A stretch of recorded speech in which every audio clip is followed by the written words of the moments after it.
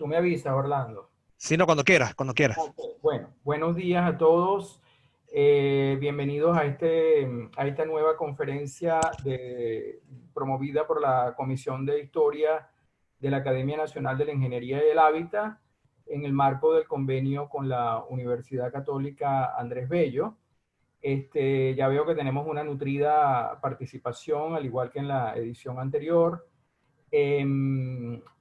Hoy vamos a tener un invitado, como siempre, de lujo, a un miembro de la comisión y académico muy destacado, el profesor Lorenzo González Casas, que es archiconocido, yo diría, en la comunidad que nos acompaña hoy, pero que de todas maneras, como corresponde, debemos pues, resaltar algunas de sus credenciales.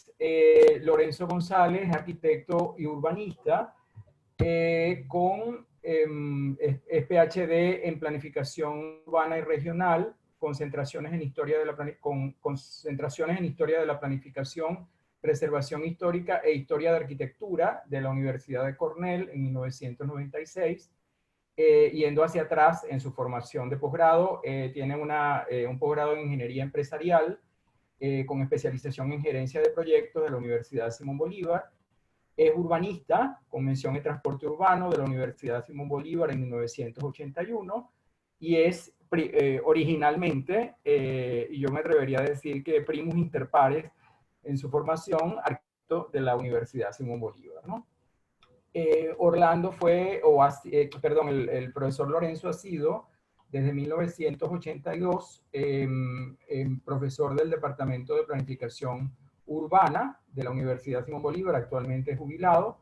Ha sido invitado en instituciones y universidades como la Central, la Universidad Nacional del Táchira, la UNIMED, la ULAC, el Rockefeller Archive Center de los Estados Unidos, la Universidad de la Sapienza en Italia, la Francisco de Paula en Santander en Colombia y la Universidad de La Coruña, de La Coruña en España. Tiene numerosas publicaciones acá, pues que no vamos a poder leer por razones de tiempo, pero ha tenido diferentes distinciones en su trayectoria en la Universidad Simón Bolívar como decano de extensión, director del Instituto de Estudios Regionales y Urbanos de la misma universidad, fue coordinador de la carrera de urbanismo y jefe del Departamento de Diseño y Estudios Urbanos. Ha referido, como he dicho, diferentes reconocimientos por su trabajo, entre los que cabe destacar el Premio Nacional de Investigación en Vivienda en el año 2001, el Premio Andrés Bello a Mejor Trabajo de Investigación en Ciencias Sociales, el Simón Rodríguez a la trayectoria docente en la Universidad Simón Bolívar y el mejor profesor en la carrera de urbanismo de la Federación de Centros de Estudiantes de la USB, y ha sido mención del Concurso Internacional de Desarrollo Urbano e Inclusión Social en 2018, premio otorgado por la Corporación Andina de Fomento. El profesor Lorenzo nos va a hablar hoy sobre la osteoporosis urbana, los efectos de la diáspora en la ciudad venezolana, y para no quitarles más tiempo, pues les cedo la palabra. Bueno, muchísimas gracias por la invitación a los organizadores, a la Academia Nacional de la Ingeniería y el Hábitat y a la Universidad Católica Andrés Bello por este encuentro de Zoom. Bueno, a ver si la tecnología y la conectividad nos acompañan, ¿no? El tema del que conversaremos corresponde a un estudio que he venido realizando desde hace unos cuantos años sobre las consecuencias urbanísticas, arquitectónicas, qué sé yo, inmobiliarias y sociales del vaciamiento de población y actividades en las ciudades venezolanas. Algo que he llamado osteoporosis urbana por analogía con la afección orgánica según la cual la estructura ósea mantiene su forma pero pierde contenido hasta que se va desmoronando. Pasa la siguiente, por favor. En este sentido, pues se trata de una variante de las investigaciones sobre la diáspora que son usualmente realizadas desde los lugares de recepción o acogida de los inmigrantes.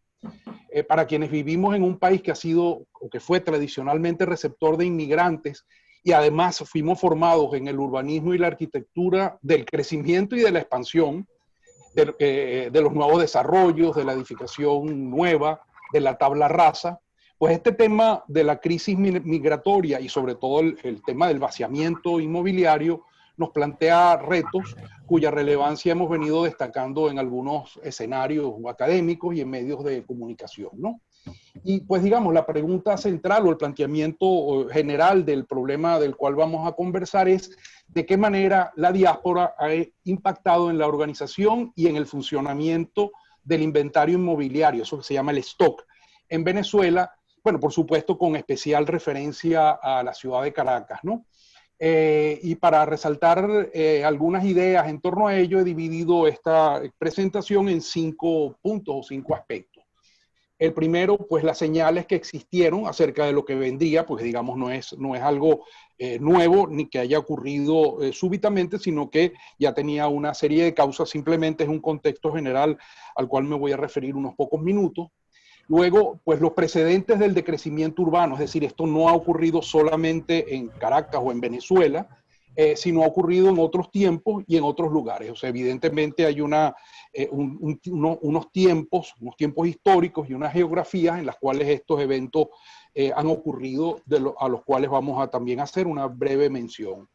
Después, si vamos a entrar en el tema de la emigración más reciente de Venezuela, y este fenómeno de lo que llamamos, siguiendo un video que vamos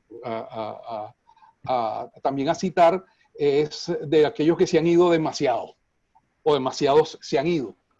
El cuarto aspecto tiene que ver con las casas muertas de ese vaciamiento urbano, y finalmente nos vamos a referir a las opciones a futuro para el uso del stock. Siguiente, por favor.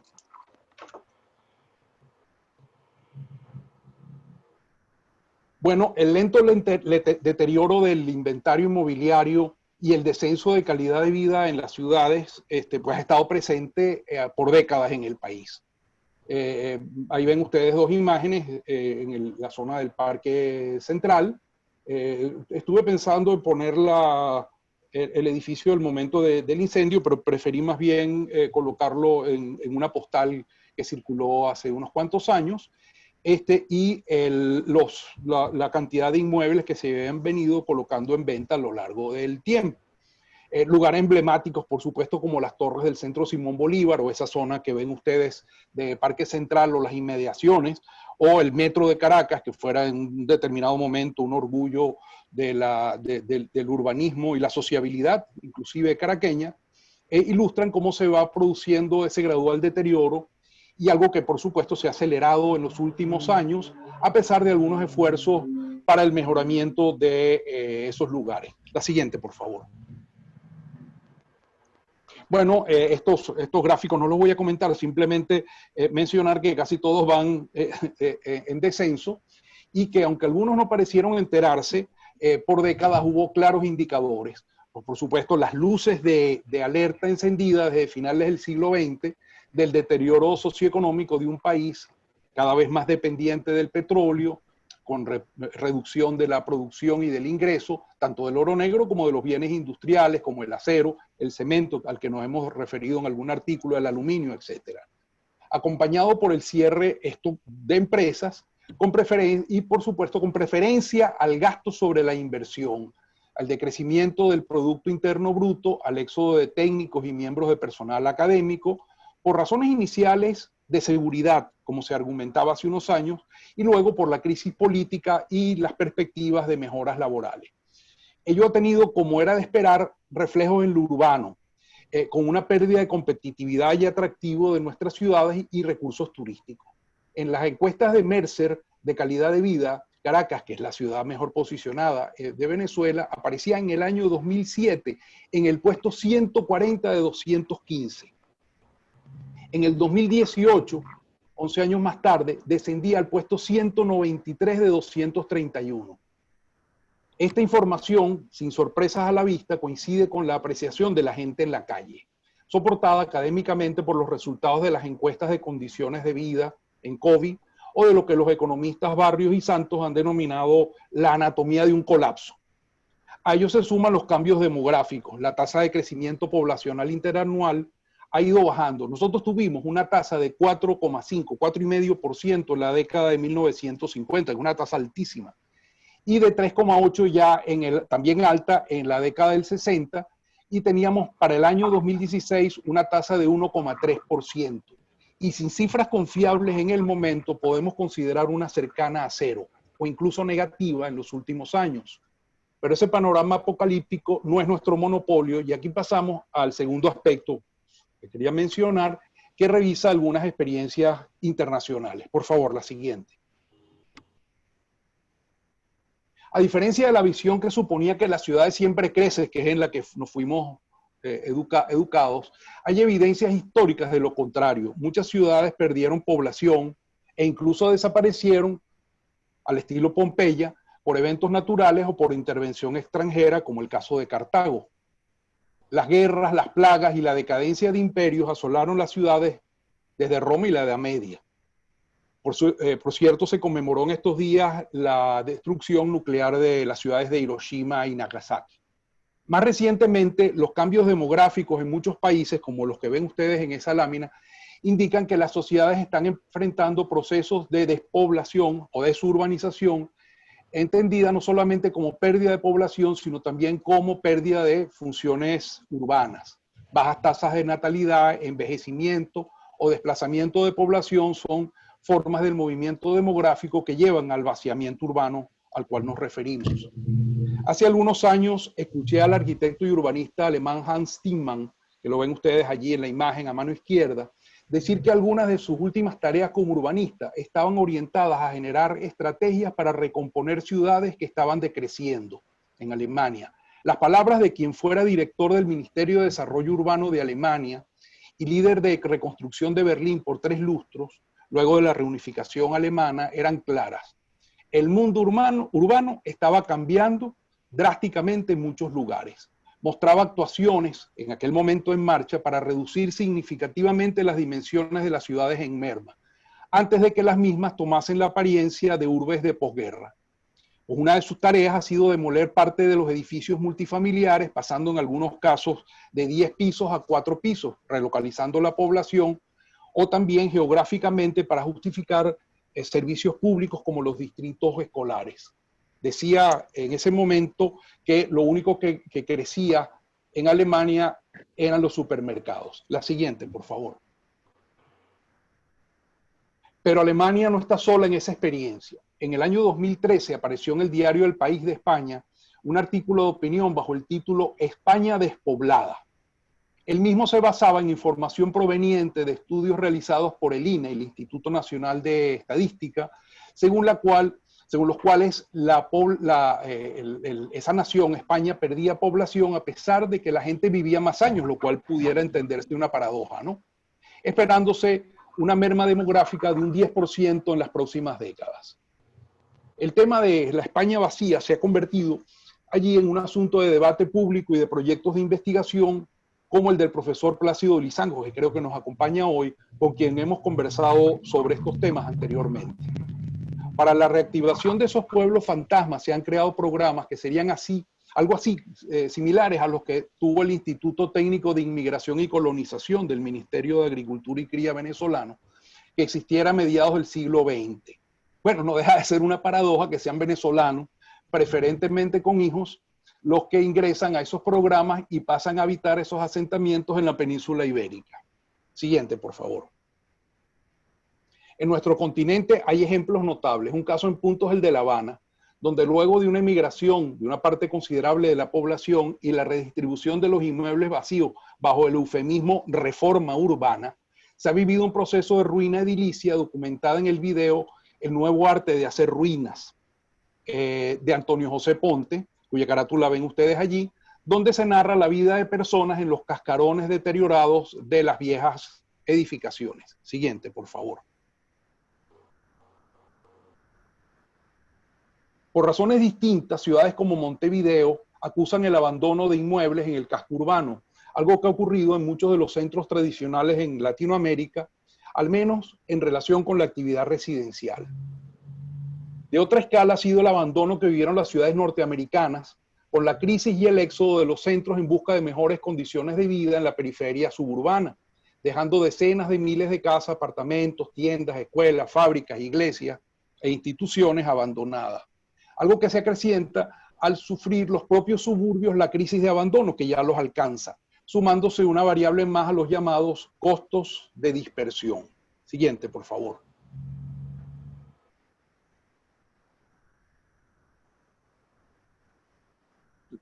Esta, sí.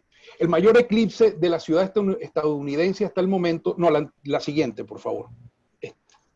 Ha sido el de Detroit, la cuna de la industria automovilística que cayó, no, anterior. Ajá.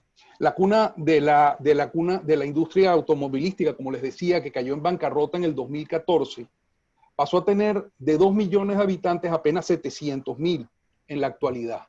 Una de cada 3 viviendas se ha desocupado y se han hecho granjas en lotes vacíos para recuperar esos espacios. Esta imagen que ven ustedes aquí es un sector de la ciudad en el cual se marcan en azul todas las edificaciones que han de ser demolidas y en amarillo los lotes que se encuentran o las parcelas que se encuentran vacías. Estamos hablando de decenas de miles de inmuebles. Siguiente, por favor. Estas drásticas caídas de densidad poblacional en ciudades como Detroit llevan a preguntar cuál será la próxima ciudad en sufrir similares efectos. Bueno, no me atrevo a mencionar ningún nombre para no ser calificado de profeta del desastre. Preferimos entonces pasar al tercer punto, que es el de la migración como fenómeno social. Siguiente.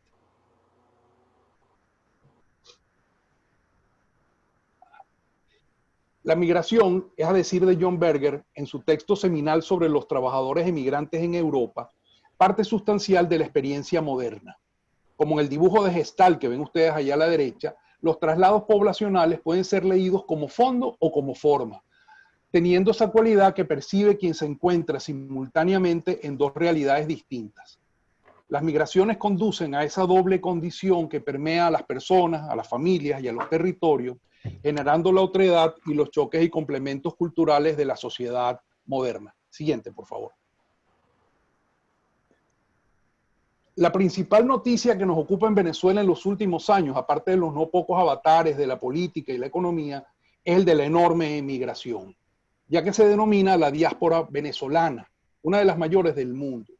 Desde aquel video, Caracas, Ciudad de Despedidas, filmado en el 2011, presentado en el 2012 y criticado desde las alturas del poder, 7 jóvenes de edad media comentaban la sensación de estar siempre despidiendo a sus amigos.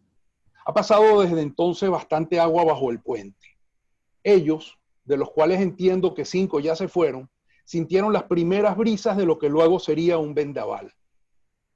Es una gran coincidencia que eso que Marta Traba llamó la tiranía del cinético en las artes visuales venezolanas era representativa de la dinámica social y del sentido de transitoriedad de nuestra cultura, se convierta, por efecto del trabajo de Carlos Cruz Diez en el aeropuerto, en el símbolo de ese flujo migratorio continuo, por más que buena parte de la diáspora se haya producido por otras vías.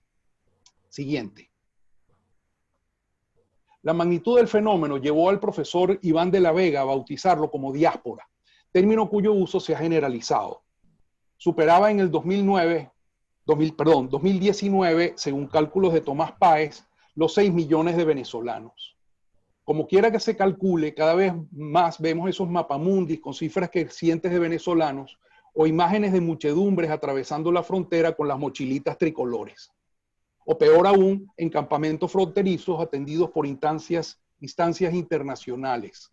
Aún con regresos parciales por crisis en países vecinos durante la pandemia, en los últimos tiempos seguimos con tasas de crecimiento bajas o negativas. Siguiente.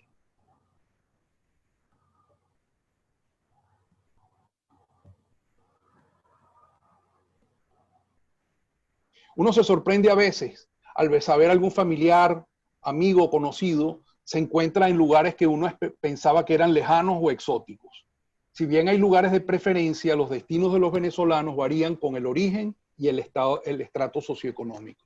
Ello da pie a caricaturas como las que ven ustedes allí en la parte superior izquierda sobre los procesos de adaptación a las condiciones de otras sociedades y a la congregación de venezolanos en ciudades y manifestaciones en el exterior, donde uno encuentra gente cuya pista había perdido, especialmente colegas y exalumnos en mi caso.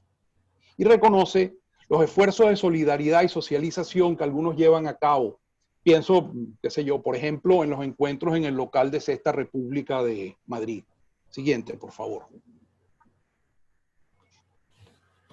También uno piensa en el desarrollo de nuevas organizaciones, estudios y propuestas de actuación para entender y hacer frente a la llegada masiva de venezolanos a escala global, como los publicados que ven ustedes allí en la parte inferior, por Tomás Páez, Ángel Arellano y otros. Fíjense que casualmente en cada una de las portadas de estos textos que se han salido últimamente, sigue apareciendo el cinético del aeropuerto como el símbolo de esa movilización considerable de los venezolanos, ¿no? Y en la parte superior está la portada de aquel video que mencionábamos, Caracas, ciudad de despedidas, con la famosa frase, me iría demasiado, que pudiéramos decir hoy en día algo así como se han ido demasiados, ¿no? A la par de esos trabajos teóricos se encuentra la evidencia directa. Como leí en alguna parte, cito, en la Venezuela de hoy todas las familias tienen una historia del que se fue o del que se va. La respuesta ante el declive ha sido casi inmediata, la migración y la desesperanza aprendida. Consecuentemente, los movimientos de los últimos tiempos hablan de poblaciones en fuga y de una o varias Caracas ya fuera de Venezuela. Por favor, la siguiente. La inmigración no es solamente asunto de números, sino de aspectos simbólicos. Tomás Estraca contaba en el año 2016 su experiencia con los afiches del Cerro El Ávila, cuya sólida imagen acompañaba a los emigrantes en su itinerario internacional, poco como un eslabón perdido de la memoria urbana. Y con ello pasamos al cuarto aspecto, que es a lo que están viendo el Ávila en otros paisajes o a otros venezolanos en vivo directo. Por favor, la siguiente.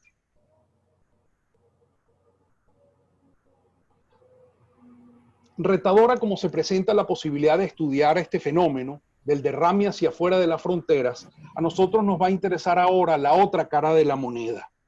Entrever el paisaje urbano entre las esculturas de viajeros de Bruno Catalano. Es decir, no ver la figura, sino el fondo, observar el vaciamiento de edificaciones y lugares en todo el país, acompañado de consecuencias socioeconómicas de gran magnitud. Bueno, pudiera decirse que es como la Odisea, pero narrada por Penélope. Siguiente, por favor. Y en esa mirada recordamos una frase de la novela Casas Muertas de Miguel Otero Silva, del año 55, donde se hablaba del fenómeno de despoblamiento de los asentamientos y reubicación de la gente en el territorio, en aquel caso por el impacto de la economía petrolera.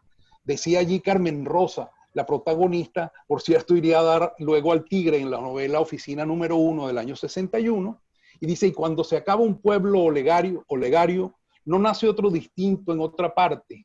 Así pasa con la gente, con los animales, con las matas. Y le dice, y también con los pueblos, niña. He oído decir a los camioneros que mientras Ortiz se acaba, mientras Parapara se acaba, en otros sitios están fundando pueblos. Fin de la cita. Si pensamos en el caso venezolano actual, esos sitios de nueva fundación quedan fuera dentro de nuestras fronteras. Siguiente, por favor. En paralelo con el vaciamiento, ha surgido una serie de mecanismos para hacer frente a una condición sin parangón en la historia reciente del país. Aún en medio de la opacidad de mucha información por razones de seguridad, por temor a ocupaciones de inmuebles, van gradualmente haciéndose parte de los rituales de los propietarios y de los inquilinos de los inmuebles.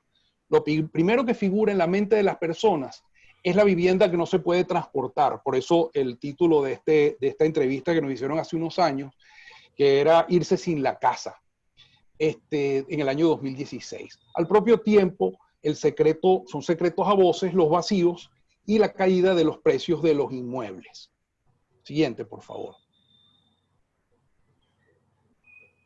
Bueno, he tenido oportunidad de hacer seguimiento de algunos casos del mercado, observando que los objetos permanecen en las páginas de oferta, o permanecían en las páginas de oferta. Esas páginas han ido menguando, como era de imaginar, y lo que variaba eran los precios con la inflación y los deseos del oferente, pero sin demandas a la vista.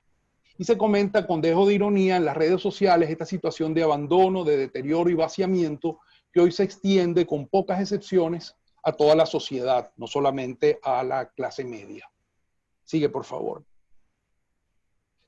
Unos meses más tarde, al año siguiente, esta misma imagen seguía apareciendo, o imágenes como esta, en las páginas de inmobiliarias, y todavía en aquel momento en la moneda local, donde las casas o apartamentos tenían un valor para el vendedor, que subía o bajaba, como vemos allí.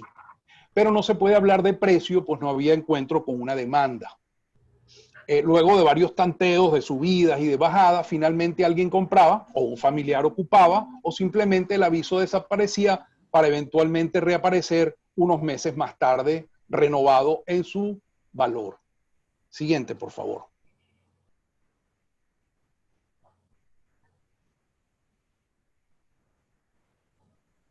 Seguir el proceso indica varias cosas: la considerable cantidad de inmuebles en venta, la distribución en toda la ciudad y lo limitado de la rotación. Estamos hablando de decenas, que no de cientos de miles de inmuebles en las principales ciudades. Y por supuesto, como rezaba un reportaje hace unos años, cito, en Venezuela el fenómeno existe y es grande. Hay urbanizaciones de Caracas en las que más del 10% de las viviendas están en venta y la zona no es excluyente, ocurre en todo el país. Esto se hizo presente con especial intensidad en conjuntos de vivienda en los cuales se requiere la cooperación entre vecinos, como es el caso de los condominios, asociaciones civiles, consejos comunales.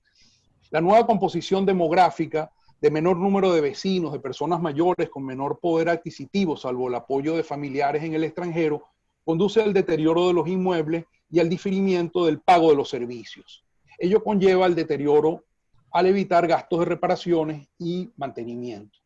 Pero no pensemos solamente en vivienda. La osteoporosis está en hospitales y clínicas, no como fenómeno anatómico, con déficit de personal especializado y de apoyo y deterioro de la infraestructura, como hemos podido observar últimamente.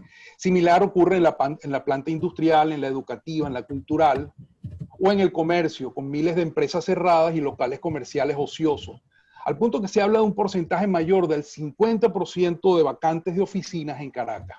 Por supuesto, en el sector habitacional se hace muy palpable, pues se han ido alrededor de 2 ciudades, como decía antes, del tamaño de Caracas, dejando en el país una cifra de más de 1 millón de viviendas desocupadas u ocupadas por debajo de la media, en la cual se calcularon al momento de construirlas, tanto las formales como las informales. Pudiera decirse que estamos en el orden de una cifra de reposición superior a los 20.000 millones de dólares. Pero por supuesto esto no ocurre en un espacio concentrado, como veíamos en el caso de Detroit, sino disperso a lo largo de todo el país. De allí, pues, la metáfora de la osteoporosis. Siguiente, por favor. Tal vez por deformación profesional, a uno le interesan las respuestas culturales ante el vaciamiento urbano. Pensemos, por ejemplo, en las fotos y fotoreportajes de Marilé Cole, o en la parte superior izquierda de la pantalla, o del fotoreportaje de Mariana Vincenti y Valeria Pedicini, como esa habitación vacía con las almohadas apiladas que aparece en el póster de esta charla, que parece registrar la última acción corporal de sus ocupantes ausentes, o en el reportaje del Washington Post, donde los carros abandonados, que tampoco pudieron emigrar con las casas, y cada día muestran, por supuesto, un nuevo desperfecto.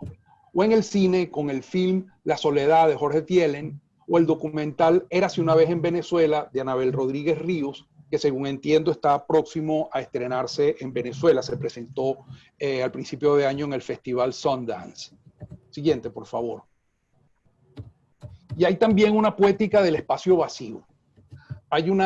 Arturo Gutiérrez ha dedicado recientemente una serie de poemas que traslucen esa condición de soledad en una casa que quedó grande, en los cuales aparecen términos como un país despoblado, los fantasmas, el confinamiento, los cuartos vacíos, las habitaciones que se encogen expulsando a lo que antes acompañaba a la persona, y por supuesto esa metáfora de vivir como una concha, como un molusco, cordializando con ella.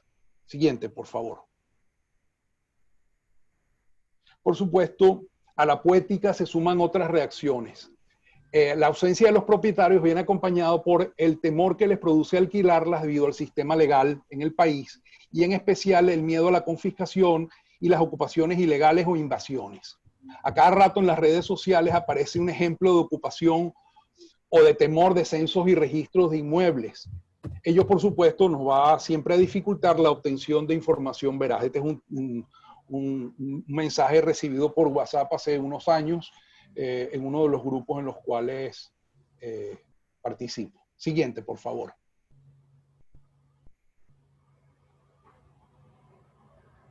Por supuesto, la idea de esta conversación no es quedarnos en ese diagnóstico, sino motivar pensar sobre políticas para la puesta en valor del stock inmobiliario.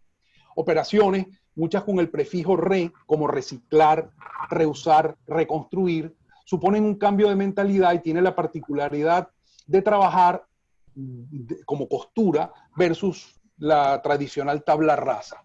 Esa tabla rasa que pasó cuando el deslave del litoral metropolitano en el estado Vargas en el año 1999, al parecer aparecieron una playa de ideas para reconstruir todo el territorio, aprovechando pues por supuesto que la naturaleza lo había puesto eso en función de tabla rasa, o como seguramente ocurrirá y seguramente las personas que están participando podrán ver, en la zona portuaria de Beirut, luego de la gran explosión de hace unos días. Ahora aparecerán cantidad de proyectos acerca de la reocupación de ese espacio portuario, ¿no? Seguramente.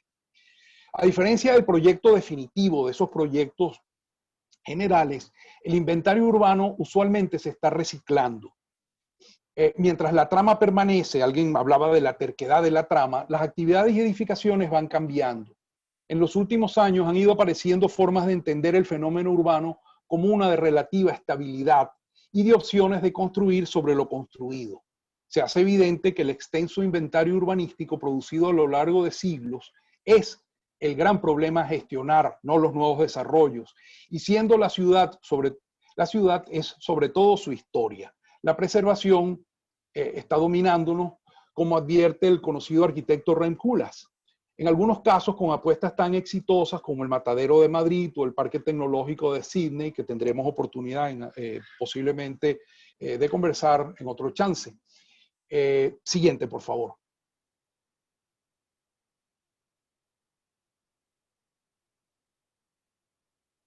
Vale la pena mencionar, aunque sea de pasada, y ya vamos terminando, el proyecto de investigación Rehabitar, llevado a cabo en la Universidad Politécnica de Cataluña hace unos años, que vi inicialmente en una exposición en Madrid en las arquerías de nuevos ministerios.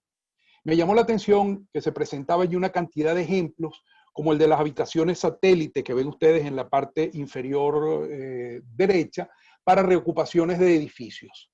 Ese fue un trabajo de varios años que se ha recogido en 9 catálogos que se pueden encontrar en la web, bajo el título Rehabitar, que ven ustedes allí. En la parte superior derecha aparece un proyecto que siempre me ha interesado, de Hans Scharoun, a mediados del siglo XX, en el cual se incorpora un apartamento tipo estudio con acceso independiente a una vivienda convencional. Lo ven ustedes allí en la parte superior derecha, marcado en amarillo o en ocre. Pienso era posible tener estas soluciones, y se hicieron varias en Alemania, a través de los sistemas de doble acceso a la vivienda. Pienso en la utilidad y valor agregado si se incluyese esta idea en muchos proyectos actuales de vivienda. Siguiente, por favor. Lo que tienen en común estas propuestas es conceptualizar el hecho construido como algo en transformación y no como algo que es producto final. Ello supone repensar los paradigmas legados por la modernidad, dando origen a movimientos como el nuevo urbanismo o el crecimiento inteligente. El discurso de la sostenibilidad pasa por la idea de la ciudad compacta y respuestas alineadas con la tendencia universal de mejorar la ocupación e interconexión de la ciudad mediante sistemas de movilidad peatonal, transporte público y otros no convencionales. En síntesis, propuestas que parecieran pasar en este momento por un gran momento y atención, que obtienen financiamiento internacional. Viene a la mente el plan de Helsinki, que supone acomodar un gran reto su crecimiento urbano sin urbanizar un metro más de territorio para el año 2050. O el programa de la ciudad de Vancouver, iniciado, que ven ustedes allí en la parte inferior izquierda, iniciado en el año 2009 para incluir viviendas de menor tamaño en parcelas edificadas, en lo que serían los retiros o en los jardines, comunidades de alquiler, para luego producir una redensificación que no es tal, porque en el fondo lo que ocurre es que hay una pérdida de población en las viviendas originales, convirtiendo esos anexos, que en nuestro caso se entiende como algo transgresor, en el caso de Vancouver como una medida correcta de desarrollo urbano. O los casos como, por ejemplo, de espacios públicos, veíamos aquí en el caso de Petare, en el Carmen, o los trabajos en Iquique y otras ciudades del grupo Elemental, en los cuales una estructura básica se va rellenando por el esfuerzo de los habitantes. Siguiente, por favor. Bueno, en el caso venezolano hay hoy al menos 8 escenarios posibles de actuación para incorporar actividades que ayuden a calcificar las ciudades. El primero sería en materia político-cultural, sobre todo en cambios de mentalidades, como ocurrió con el extinto programa de habilitación física de barrios. En lo económico-productivo, a través de los emprendimientos, la producción de insumos para la construcción. En lo jurídico, el tema del inquilinato, viéndolo no como opuesto, sino como arrendador y arrendatario, caras de la misma moneda, en lo cual ambas partes pueden obtener soportes e incentivos. En lo financiero, todo lo que pueden significar los apoyos crediticios y las subvenciones. Sabemos que todo lo que tiene que ver con el mundo de lo inmobiliario requiere miradas financieras de largo plazo. En lo fiscal, a través de estímulos e impuestos. Los estímulos son los que menos nosotros sabemos utilizar. Generalmente trabajamos más bien por la vía de la penalización, pero los incentivos siempre han dado buen resultado en todas partes. Lo patrimonial, no olvidando que el patrimonio, tanto el patrimonio cultural como la propiedad y la herencia inmobiliaria. En lo urbano, con el mejoramiento, se me ocurre, de la infraestructura, de los espacios públicos. Y en lo arquitectónico, como veíamos algunos ejemplos anteriormente, en la flexibilidad y el metabolismo de las edificaciones. Bueno, por supuesto, algunos se preguntarán si eso se puede iniciar en estos momentos en Venezuela sin esperar a cambios estructurales. Esa es una buena pregunta, creo yo. Yo a veces pienso en ello, pero al instante recuerdo que cuando Varsovia estaba condenada a desaparecer, por decreto además, un grupo de personas se dio a la tarea de documentar la ciudad, escondiendo los planos y los documentos que iban consiguiendo, y también a ir pensando en proyectos de reconstrucción. Y llegada la hora, se recuperó la ciudad, mejorando mucho de lo que había antes de la guerra, pero reconstruyendo mucho de lo que existía en el sitio como era. Al pensar en ello, reafirmo la necesidad de investigaciones en esta materia, por supuesto, ajustadas a nuestras condiciones locales y actuales. Creo que hay varias cosas que se pueden realizar desde aquí y desde la hora. Primero, conocer más el fenómeno. Segundo, observar qué políticas y actuaciones exitosas se han llevado a cabo en otros lugares. En tercer lugar, esbozar políticas que puedan aprobarse en corto y mediano plazo, a través, por ejemplo, de la entrega de títulos de propiedad de viviendas en conjuntos públicos y en condominios, como se intentara desde el programa, creo que era el 3 del extinto Consejo Nacional de la Vivienda. Este tema de la transferencia de propiedad es tan importante que recuerdo hace unos años el Instituto Nacional de la Vivienda dedicaba la mayor parte de su presupuesto a el mantenimiento de los conjuntos que no habían pasado de manos. En cuarto lugar, el mejoramiento de espacios públicos y semipúblicos residuales, como el emprendido en Ámsterdam, con proyectos como para parques infantiles, o del tipo que tuvimos ejemplos hace unos años en el municipio Sucre. Y yo diría que en especial fortalecer instancias de agregación de intereses, de condominios, asociaciones de vecinos, consejos comunales, asociaciones gremiales y de egresados, todo con la finalidad de ir generando, formando capital social. Por favor, la siguiente. Bueno, ya para finalizar, Luego de este paneo por las señales, los precedentes, las migraciones, las casas muertas y el rehabilitar, es menester subrayar que las ciudades permanecen. No olvidemos que Ortiz, la ciudad Fénix, una ciudad Fénix, sigue allí, con varias decenas de miles de habitantes según el último censo, si es que no se han ido. Y como última consideración, algo que he comentado bastante con colegas y estudiantes, sea con o sin osteoporosis urbana. Y es que el urbanismo y la arquitectura que vienen tendrán que poner mayor énfasis sobre la ciudad existente. La ciudad del futuro tendrá poco espacio para la grandilocuencia, pero bastante para el bien decir. Muchas gracias.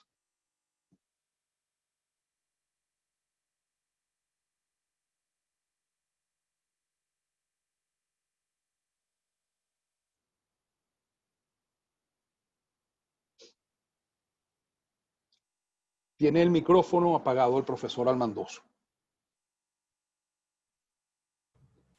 Gracias, Lorenzo. Decía yo que se escucha una ovación de aplausos por tu conferencia, muy ceñida al tiempo también, muy clara, muy iluminadora a pesar de lo dramático en el fondo de la situación.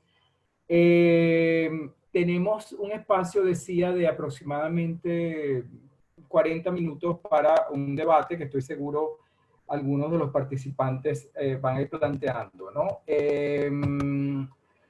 Quería comenzar con, aquí sí le pido la ayuda a Orlando para que vayamos viendo en paralelo las preguntas que están apareciendo en el chat.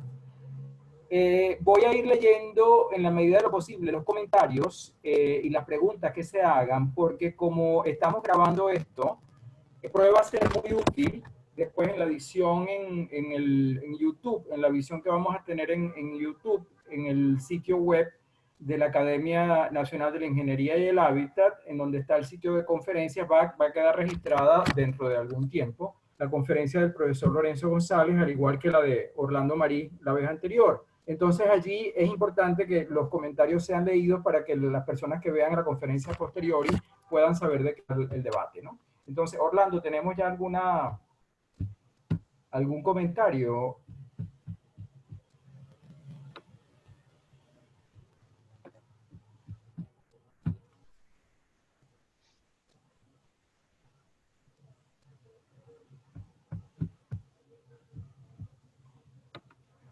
¿Alguna pregunta? Por ahora no.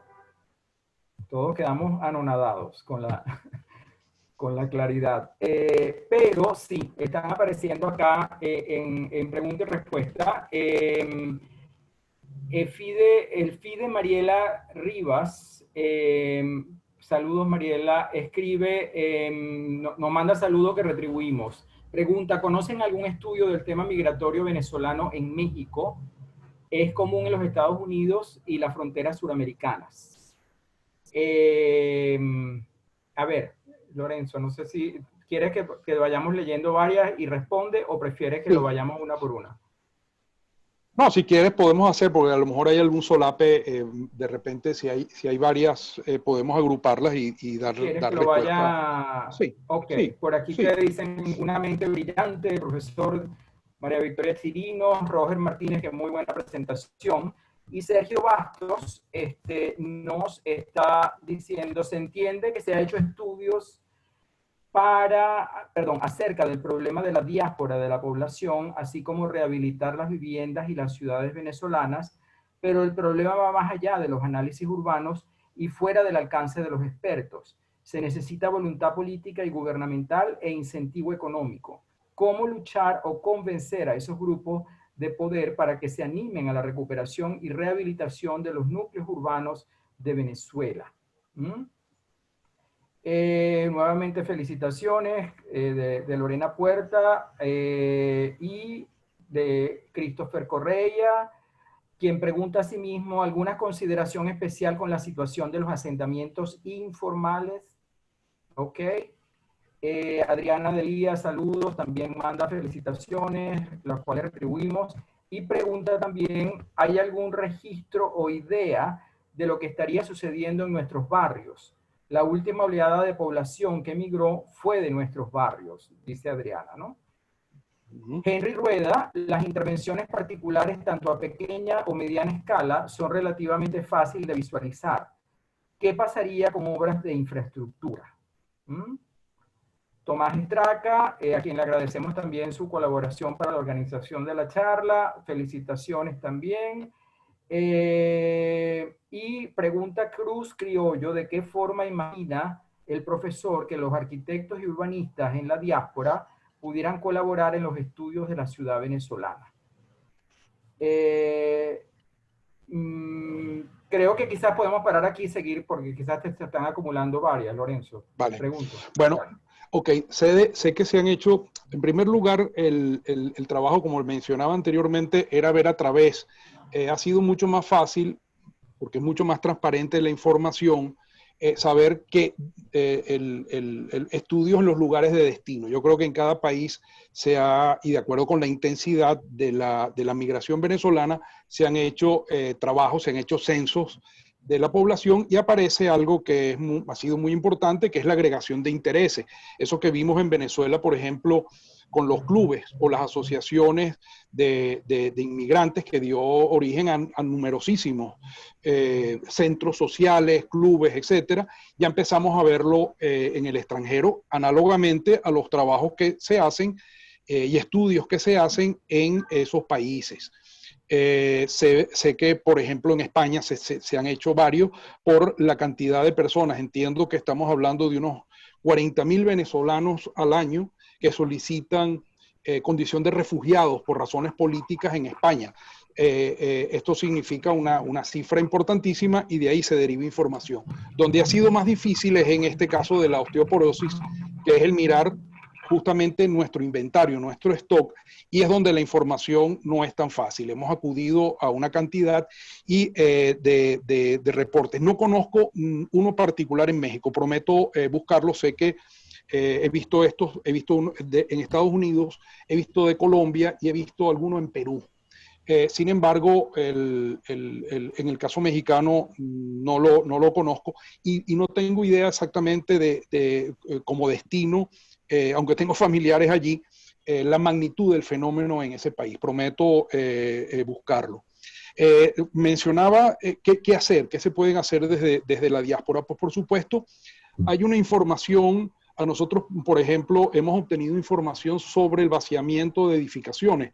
Eso que se hablaba de un 10% en algún momento de vaciamiento en sectores de clase media, eso se ha extendido, como mencionas, a las zonas de barrio, por supuesto con mucho más opacidad de información, y se habla ya de más de un 20% de desocupación. Nosotros, en un cálculo muy, muy genérico, pudiéramos decir que hay unos, qué sé yo, 80 millones de metros cuadrados en este proceso de desocupación o subocupación en todo el país. Cosas que se pueden hacer, y decías en términos de ese término característico de la voluntad política. Bueno, hace unos años, hace no muchos años, y Adriana Delía condujo buena parte de ese trabajo, una legislación para la entrega de la propiedad de la vivienda en el caso de los conjuntos en propiedad del Estado venezolano. Ese yo creo que es uno de los grandes asuntos. Recuerdo también que hicimos un trabajo hace también muchos más años en un conjunto en el Zulia, en Pomona, que era un programa bien interesante en la cual se entregaba a las comunidades en propiedad, se dejaban en buen estado de mantenimiento y ellos, y además se incluían algunas actividades rentales. O sea, yo pensaba, por ejemplo, por qué en tantos proyectos de esto que llaman la misión de la vivienda, no se piensa al mismo tiempo en espacios comerciales, en espacios que permita el desarrollo de emprendimiento y al mismo tiempo reducir los costos de operación y de mantenimiento de esos conjuntos. Algo parecido, y también menciono a lo que empezamos a hacer en Baruta, recuerdo en La Palomera también hace muchos años. Eso pasa cuando uno tiene muchas canas, que era cómo se podía, hicimos el catastro de La Palomera, del barrio La Palomera en Baruta, y ahí nos dimos cuenta que eso era posible y se empezó un proceso bien, bien interesante liderado desde la alcaldía para la entrega de propiedades de los inmuebles. Eso significa que para estas poblaciones significa lo mismo que para el resto de la población, que es un estado de estabilidad. Nuestra condición en este momento es muy difícil llevar a pensar en esos mercados más formales o informales con la legislación que tenemos, a pesar de que hay varios proyectos de leyes de cambio de eso que llaman arrendamiento o inquilinato. En la condición actual en Venezuela estamos hablando de un sistema de regulación prácticamente imposible desde el punto de vista financiero. Buena parte de los propietarios de inmuebles que los tienen en alquiler, los costos de condominio superan a los alquileres que reciben por parte de los inquilinos. Eso ya te indica qué es lo que va a pasar en el largo plazo con el mantenimiento, con el estado de las edificaciones. Esas son algunas de las cosas que se pueden hacer. Yo creo firmemente que es posible hacer cosas desde hoy y yo creo que el inicio de estos debates o de estas conversaciones permiten que muchos más profesionales y muchas más personas estén al corriente. Hemos estado hace poco también trabajando con la escuela de ciudadanos y también con la gente de micondominio.com para ver mecanismos a través de los cuales se puede ir resolviendo. Recuerdo, por ejemplo, el tema de la economía es fundamental. Alguien lo mencionaba en sus preguntas. Sí, efectivamente, hay un trasfondo económico que es clave. Pero si usted se pone a ver en Venezuela el crecimiento poblacional, que en este momento pues prácticamente tiende a cero, no significa que no nace gente, nacen 500 y tantas mil personas cada año, pero mueren como unos 200.000, de las cuales creo que son como 16.000 por razones violentas, ¿no? Pero eso es otro tema. Pero la inmigración es muy superior a esa cantidad de 300 y tantas mil personas de crecimiento, llamemos vegetativo. Eso significa que hay un stock y que si bien empleado y no utilizando eso que llamaron la reforma urbana en Cuba, es posible poner en valor estos inmuebles tanto para nuevos propietarios como para nuevos inquilinos. En cualquier lugar del mundo, el tema de inquilinato pasa también por una razón de seguridad. Si no hay seguridad jurídica para las dos partes, para el arrendatario y para el arrendador, no se produce el fenómeno del alquiler de los inmuebles. Esa es una de las cosas que pertenecen al cambio cultural y que yo creo que se pueden ir desarrollando desde este mismo momento. Creo que respondí a algunas de las que había anotado. Sí, hay muchas preguntas realmente y comentarios. Yo voy a ir muy rápidamente leyendo las que concretamente tienen algún planteamiento, además de las innumerables felicitaciones sobre la presentación, ¿no? Gilberto Chona, excelente presentación. Claramente Venezuela presenta una gran oportunidad para programas de regeneración urbana, sobre todo de los barrios, con inclusión social, sostenibilidad y resiliencia del hábitat. Claramente esto solo sería posible cuando exista una apertura política en democracia. Viene a la mente el proceso que atraviesa la ciudad de Tirana, en Albania, donde cayó el socialismo y está resurgiendo la ciudad en democracia. Continúo. Saludos, gracias por la presentación de parte de Nicolai Elsener. ¿Hay estudios o información sobre la fragmentación familiar a raíz de la migración y su impacto en la economía del hogar comunidad? Imagino esto es más común en sectores de bajos recursos. Adriana Delía de nuevo nos pregunta, también me gustaría saber si tiene algunas ideas de cómo la migración interna, que también está sucediendo en Venezuela, al menos antes del COVID, está modificando la osteoporosis en las ciudades formales. Nuevamente felicitaciones de Carlos Urdaneta, y dice, el fenómeno que describes tiene un correlato, la canción de la mancha urbana, diseminada, suburbana si se quiere, lo cual se evidencia en un proceso de metropolización en Venezuela. Hemos pasado a ser un país urbano, de ser un país urbano a cada vez más metropolitano, con los evidentes problemas de una cada vez más compleja, gestión urbana que ese proceso conlleva. ¿Ok? Roger Martínez, la reflexión de Lorenzo es válida para muchas ciudades, aún aquellas ciudades y países de América Latina y el Caribe que reciben población. Los cascos tradicionales históricos de Asunción, Lima, incluso México DF, se caracterizan por pérdida de población y bajo interés por la reutilización, reciclaje de edificaciones. ¿Qué nos falta? incentivos fiscales, perdón, mayor inversión urbana, interés del sector privado, mayor capital social. Como dice Lorenzo, pregunto. Tomás Estraca, lamentablemente mi conexión se fue por un momento. Ok. ¿Alguna referencia a las ciudades abandonadas en la antigüedad? Caracas como Petra. ¿Hay algún estudio del abandono de una ciudad ya desaparecida que dé alguna referencia que sirva de referencia para lo que vivimos? Gonzalo Tobar, los campamentos petroleros se estudiaron en el Instituto de Estudios Regionales y Urbanos hace unos 20 años como ejemplo de redensificación. ¿Puede esta experiencia servir para la nueva realidad? Nuevamente, Roger, en el caso del Guamacho, donde se proponía la revalorización de un sector del casco histórico de La Guaira, se hizo un esfuerzo notable por dar a conocer los valores patrimoniales y las posibilidades de aprovechamiento urbanístico, residencial, de muchos espacios. ¿Qué pasó? ¿Qué se podría haber hecho mejor? ¿Ok? Y yéndome rápidamente al chat, Lorenzo, voy a darle... disculpen. Voy a darle seguimiento a algunas personas que no hayan preguntado desde el chat. Disculpen que se me está yendo la conexión un poco. Fíjense, además de las innumerables felicitaciones,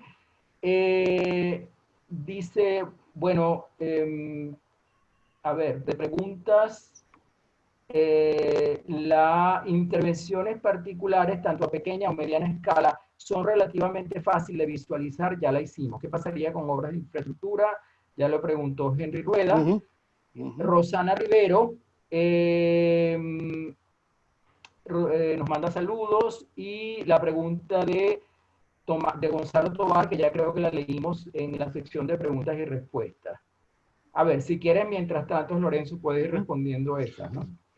Bueno, mencionaba, Gilberto Ochona hablaba efectivamente de esos cambios a posteriori para los cuales hay que estar preparados.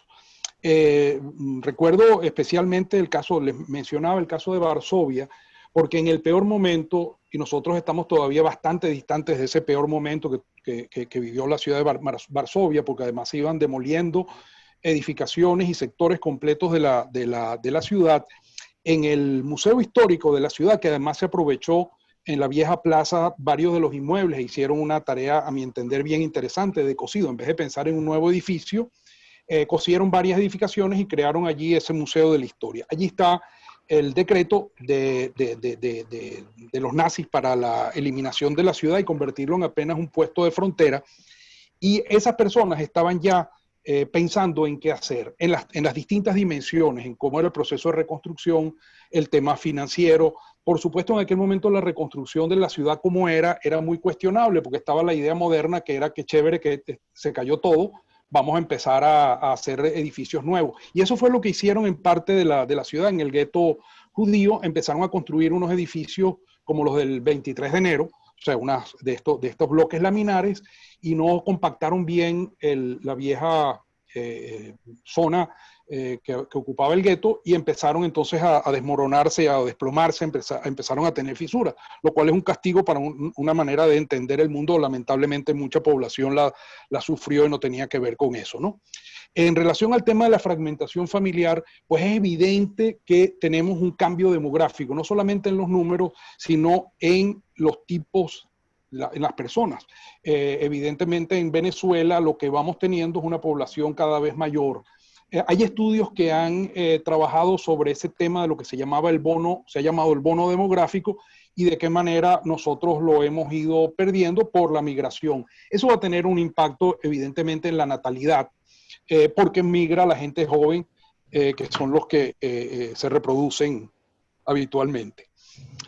La migración interna, ese también es un tema que no se ha estudiado, no tenemos estudios sustantivos, pero sí evidentemente hay una migración que ya no es aquella migración rural-urbana, sino estamos teniendo una migración urbana-urbana, sobre todo de las zonas que están en mayor problema, como las que están en las fronteras, ¿no? En las zonas fronterizas. El tema de los incentivos, yo creo que viene también por el lado de los ahorros. en alguna de las charlas, y hay cantidad de publicaciones del profesor Alfredo Silento, en los cuales trabajamos en alguna oportunidad también en eso que se ha denominado el Plan País. Y yo insistía en este aspecto, en todo lo que puede significar la revalorización de la planta existente, no solo de la vivienda, sino de las ciudades y de la infraestructura, de cómo se puede ir teniendo programas de mantenimiento. Yo celebré, por ejemplo, cuando la Universidad Simón Bolívar creó una nueva ingeniería, que es ingeniería del mantenimiento. Yo decía, caramba, qué bueno que empecemos ya, estamos dando síntomas del cambio, de este cambio cultural. O sea, no es una ingeniería para hacer puras cosas nuevas, sino para mantener lo que se tiene. Y decía Alfredo Silento en una oportunidad que en un cambio importante en el país, va a ser muy difícil pensar en cosas, en lemas aquellos como lo de las 100.000 casas por año, 100.000 viviendas por año, o nuevas ciudades, como decía Polito, en relación a Martínez Olavarría, en relación a la ciudad. Es decir, bueno, hacer la vivienda es hacer la ciudad, es hacer todo lo que le complementa. Y no va a haber recursos. Lo que se va a tener que invertir en materia de infraestructura, de servicios públicos, en materia de salud y en materia de educación, va a superar con creces cualquier aporte presupuestario, no hablemos del ahora, sino del que puede existir con nuevas inversiones. Así que todo esto puede significar un incentivo por el lado del ahorro. Ciudades abandonadas en el pasado. Bueno, casi abandonadas. Quizás, no sé, el mejor caso que se me ocurre es Roma, que sin una estadística muy seria, pero con un método, como decía el profesor Víctor Fossi, de dígitos oscilantes, Roma estuvo alrededor de 1 millón de personas en un determinado momento. En su declinar quedó con pocas decenas de miles de personas. Hoy en día es una ciudad que supera ampliamente esa cifra, pero lo que quiero decir es, este es un caso no de ciudad congelada, sino de una ciudad que perdió de manera sustantiva la población y fue recuperándola, y ya fue hacia el periodo Renacimiento y el Barroco, donde empezaron a tener migraciones desde los centros cercanos, ¿no? El tema de los incentivos. Recuerdo también, mencionaba Roger, creo que habíamos hecho un trabajo hace años en el casco histórico de La Guaira, en el Guamacho. ¿Y qué fue lo que hicimos? Pensamos económicamente, que no es lo que usualmente se hace. Es decir, si hay un programa de habilitación física de barrio y hay un programa de complementos, de recursos, de subvenciones para el mejoramiento de las viviendas en varios lugares, ¿por qué no incluir a los cascos tradicionales? En esa oportunidad pensábamos que hicimos un cálculo que en todos los centros poblados, en los cascos de las ciudades de menos de 100.000 habitantes en Venezuela, había una posibilidad de recuperar unas 100.000 viviendas y crear como unas 80.000 nuevas viviendas a partir de allí. O sea, es decir, que teníamos una política habitacional que podía, con unos costos bastante más reducidos, producir una cantidad significativa de unidades de vivienda, tanto para la propiedad como para el alquiler. Allí trabajamos con 150 familias. Es decir, no es con todo el casco histórico, sino con algo que podíamos manejar porque era un proyecto piloto y se hizo en 3 lugares del país. El nuestro conducía a la elaboración de un plan, pero una de las cosas más interesantes es que cuando usted declara un centro histórico, la gente le tiene miedo, y es lo natural, porque dice, bueno, ya me congelaron. O sea, todo este tema del patrimonio aparece por la vía de la declaratoria. Bueno, en esa oportunidad, trabajando con estas 150 familias, lo que decíamos es que podía haber un programa para mejorar sus casas con créditos en condiciones preferenciales y que con asesoría técnica. ¿Qué pasaba? Pues casualmente todo lo contrario de lo que suele ocurrir. Aquí aparecían los vecinos de los sectores aledaños a pedir que se les incluyera, es decir, que extendiéramos la poligonal de protección o de incentivo. Eso es exactamente lo opuesto a lo que usualmente ocurre, que es cuando, como les decía, cuando a uno lo incluyen dentro de una poligonal de patrimonio, realmente lo que lo pechan o lo castigan de muchas maneras, ¿no? Y en relación a los temas de infraestructura, no podemos olvidar, aunque hemos hecho énfasis en el aspecto habitacional por el tema de la diáspora también ha incluido empresarios, ha incluido también inversiones y junto con la vivienda, regresando a Leopoldo Martínez Olavarría, es la ciudad. Son las dos cosas. Entonces, ese stock de actividades de lugares comerciales, cualquiera que visitara hasta finales del año pasado un centro comercial en Caracas podía verificar fácilmente la cantidad de locales desocupados. O en el caso de las oficinas, las torres, si usted va a sectores como el Rosal o las Mercedes, se da cuenta que existen cantidad de edificios construidos que ni siquiera se han ocupado.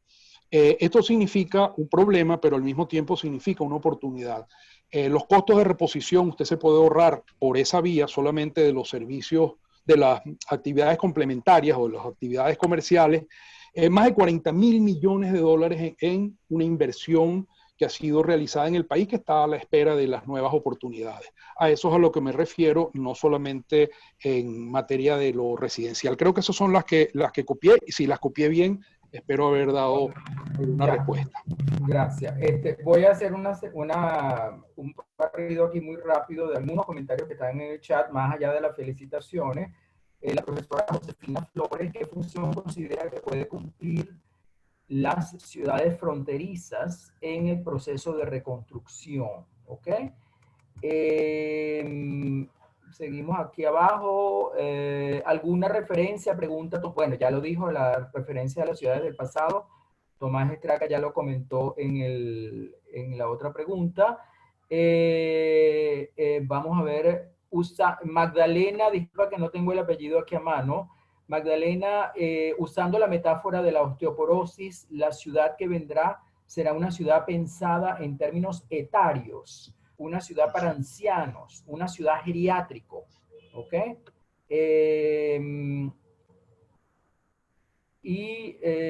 Nuevamente Josefina, ¿consideras, quedó inconcluso el texto, ¿no? Me gustaría saber, dice Hortensia Pérez, si hay estadística de desarrollo actual de las viviendas de clase baja por un lado y de clase alta por otra, porque en los niveles medios no se va desarrollado por los momentos. Ok, gracias, bueno, felicitaciones de la profesora Marta de la Vega.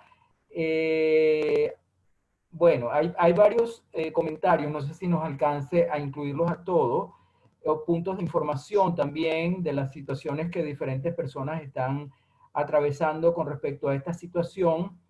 Dice Daniel Atilano, además de felicitar, en caso de un cambio gubernamental, ¿cómo estima la repoblación y rehabilitación? En ese caso, ¿qué ocurriría con la osteoporosis? ¿Ok?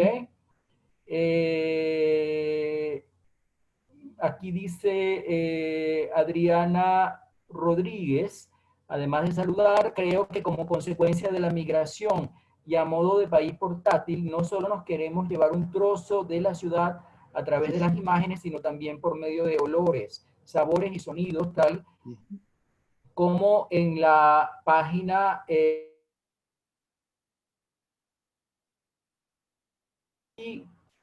a ver cómo Amolador y las ranitas de Caracas.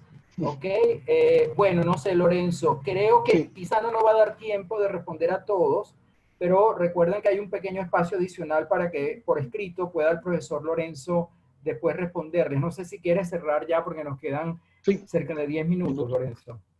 Bueno, mira, Josefina, mencionas el tema de las ciudades fronterizas. Evidentemente hay un dilema acerca de las inversiones. Vamos a suponer que existiera una cantidad importante de recursos para producir estas transformaciones en materia de infraestructura y en materia de las edificaciones. Hay una duda acerca de dónde invertir. Voy a dar un ejemplo. El Banco Interamericano de Desarrollo tiene un programa que es de ciudades de destino, es decir, un programa de financiamiento a mejoras a los lugares a los cuales están llegando estas grandes cantidades de migración, en particular la venezolana. La pregunta, y eso me parece que es una idea y un proyecto loable, es un proyecto bien interesante, pero la pregunta que a mí me surge siempre tiene que ver con el tema de la oferta y la demanda. Si yo mejoro sustancialmente las condiciones de las ciudades de destino, como decía Arnold Toynbee, las ciudades a las cuales llega la gente, lo que hago es producir un mayor desbalance entre la ciudad de origen y la ciudad de destino, con lo cual lo que termino haciendo es incentivando la migración. No sé si me explico. En el caso de cualquier cambio importante, yo creo que las ciudades estas ciudades cercanas o de la frontera, ciudades como Maracaibo, ciudades como San Cristóbal. Yo creo que serían lugares prioritarios para poner atención con los profesionales, además locales, y los empresarios, porque evidentemente esa migración urbana y interregional que se ha producido en Venezuela tiene que producir alguna suerte de respuesta. Así que sirva esto de una manera muy sencilla para proponerle a aquellas personas que están en vinculación con el Banco Interamericano de Desarrollo que debería también considerarse, aunque sea inicialmente, el apoyo a las ciudades de origen. Buena parte de las migraciones, como digo, se producen por esos desbalances. A veces son políticos, pero muchas veces son de corte económico o de satisfacción de los servicios, ¿no? Otro tema de la tercera edad, bueno, evidentemente es algo que nos preocupa y sobre todo nos preocupa a los que vamos llegando allí. Hace unos años le hicimos una propuesta a unos promotores inmobiliarios para ver de qué manera estas cosas podían considerarse. Es decir, la medida en la cual aparece esto que en los Estados Unidos llaman ese síndrome o ese síntoma del nido vacío, y se busca dar una respuesta por la vía de la habilitación de los espacios, por ejemplo, para alquiler de personas, de estudiantes, de personas solas o de parejas, que permita generar además unos ingresos a las personas. Le decíamos en aquella oportunidad al promotor que tenía unos terrenos interesantísimos a nivel del mar, que eso podían ser muy útiles para personas que podían estar, personas solas que pueden ir a ocuparlos al menos temporalmente, es decir, por periodos en el año. Va a ser muy complicado obtener más información, obtener información veraz. Como decía, muchos de los profesionales y de las personas que se encuentran afuera en la diáspora, y espero poder entrar en contacto con las personas que están estudiando este fenómeno, los autores o los estudiosos, para ver cómo se puede obtener información de carácter, por supuesto, de carácter anónimo, de carácter confidencial, acerca de lo que ocurre en los condominios en los cuales ellos han vivido, muchos de los cuales se encuentran desocupados, simplemente para poder tener unos estimados que el censo, cuando venga, a lo mejor no nos lo va a permitir por esta opacidad de la información, ¿no? Creo que como decía el profesor Silento y como se planteó en el Plan País, hay ciertas cosas que se pueden ir pensando y a desarrollar apenas se produzcan algunos cambios importantes y empieza a surgir un flujo de recursos. Yo diría que estos de mejoramiento de la infraestructura, los que tienen que ver con el sistema sanitario, el sistema educativo y muy en particular, lo planteaba yo cuando trabajé en alguno de los grupos asociados a esto del Plan País, es el transporte público. Esta es la ocasión en la cual cualquier medida que usted haga en materia de transporte público tiene un enorme impacto.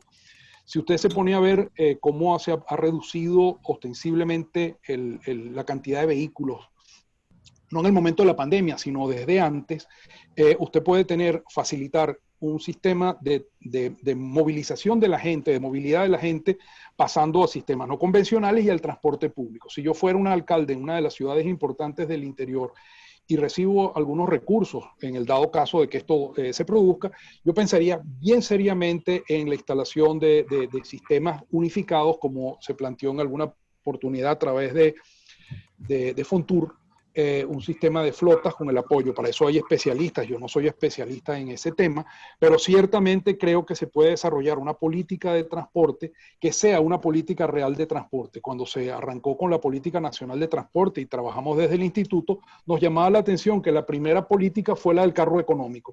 Entonces nosotros decíamos, puede haber una política de transporte público en la cual la primera decisión que se toma desde un gobierno sea facilitar la adquisición de vehículos particulares. Entonces, bueno, pues una política de esa naturaleza tiene que pensarse fundamentalmente como una política de mejoramiento de las condiciones de movilidad, apartándonos de esa, llamemos así, dictadura del automóvil particular. Y bueno, las inversiones. El mismo Tomás Páez, el profesor Tomás Páez también hacía una referencia a la migración como oportunidad, no solamente en términos de la transferencia de recursos, sino en el futuro en términos de inversiones inmobiliarias, inversiones en materia económica. Yo creo que hay una perspectiva. Si usted calcula, los venezolanos tienen el extranjero en distintas figuras, de inversión, entre 500, según los cálculos también de dígito oscilante, entre 500 y 600 mil millones de dólares. Esos son los ahorros de los venezolanos en el extranjero. Si usted está dispuesto a invertir un 1% de esa cantidad en el país, imagínese la cifra de la que estamos hablando, muy superior al ingreso petrolero nacional actual. Creo que eso... Bueno, eso fue fulminante, eso que dijiste al final, Lorenzo. Muy bueno para cerrar. Sí, ahora sí se nos está acabando el tiempo. Yo no quiero sino añadir que, bueno, me ha complacido mucho toda esta batería de preguntas que recorren las múltiples aristas que la conferencia de Lorenzo desplegó, ¿no?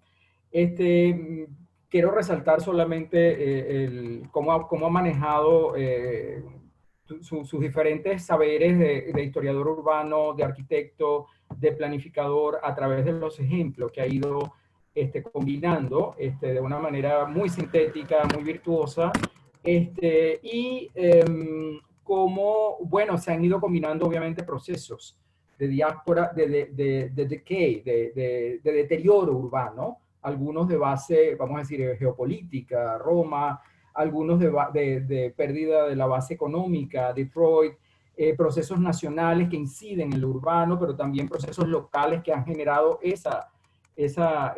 vamos a decir, esa diáspora o esa osteoporosis, para utilizar el término que la conferencia está acuñando, ¿no?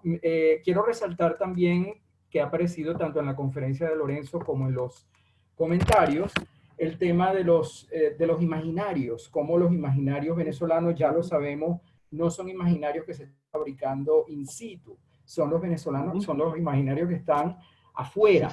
Y eso es un recordatorio también de que esos imaginarios que esta conferencia evidencia por la cantidad de gente que está afuera también, que nos está preguntando cosas, el imaginario de la imagen del Ávila, que ya la tomó Lorenzo, eso nos está colocando de nuevo en una era virtual que el COVID y la pandemia nos están acentuando realmente. O sea, estamos en ese terreno que yo creo que, independientemente de diáspora o no, esta virtualidad va a resemantizar los imaginarios y recolocarlos de una manera que esta conferencia también está asomando. Y estas conferencias, de hecho, que estamos organizando en estos últimos meses, evidencian cómo esos imaginarios se están pues trasvasando entre contextos nacionales. Yo lamento que hay comentarios que quedaron en el buzón, pero como les digo, igual puede haber un tiempo ahora en que rápidamente se pueda responder por escrito antes de que cierre el webinar. Y recordarles también que la conferencia va a estar disponible en algunas semanas pronto en el canal YouTube de la Academia Nacional de la Ingeniería y el Hábitat, en la sección de las conferencias. Ya la conferencia anterior del arquitecto Orlando Marín está disponible, y por supuesto otras conferencias de la academia también. Bueno, pues nada, muchas gracias a todos por acompañarnos, y hasta la próxima.